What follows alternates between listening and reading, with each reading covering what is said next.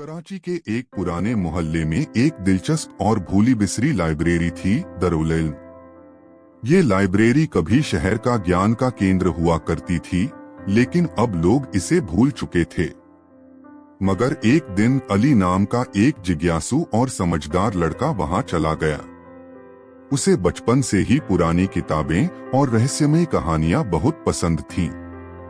Library के अंदर अंधेरा था, धूल जमी हुई थी और पुरानी लकड़ी की अलमारियां वक्त के बीतने की शिकायत कर रही थीं। अली ने एक पुरानी अलमारी में हाथ डाला और एक मोटी और बेहद पुरानी किताब निकाली।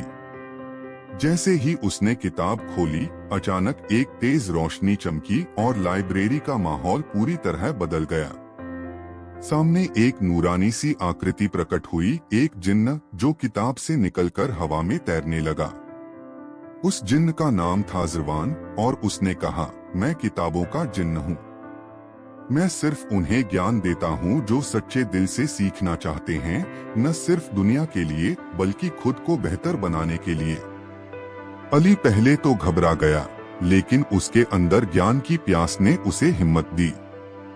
उसने जिन्न से कहा, मैं सीखना चाहता हूँ हर वो ज्ञान जो मुझे एक अच्छा इंसान बना सके, जो मेरी जिंदगी और दूसरों की जिंदगी में रोशनी ला सके। ज़रवान मुस्कुराया और फिर एक एक करके पुरानी किताबें चमकने लगी। हर किताब में एक नया सबक था, किसी में इंसानियत, किसी में सब्र, किसी में वक्त की कदर और किसी में मेहनत की ताकत। अली रोज लाइब्रेरी आता और ज़रवान उसे हर दिन एक नई किताब और एक नई सोच देता। धीरे धीरे अली की सोच बदलने लगी। उसने अपने स्कूल में बेहतरीन नतीजे हासिल किए और दूसरों को भी सीखने का जुनून दिया।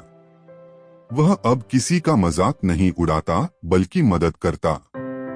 उसकी जिंदगी का मकसद अब सिर्फ नंबर नहीं, बल्कि असली ज्ञान हासिल करना बन गया। एक दिन ज़रवान ने कहा, अब तुम वह रोशनी बन चुके हो जिसका इस लाइब्रेरी को इंतजार था। अब तुम्हें मेरी जरूरत नहीं, अब तुम खुद दूसरों के लिए ज्ञान का चिराग हो। इतना कहकर जिन्न वापस अपनी किताब में चला गया।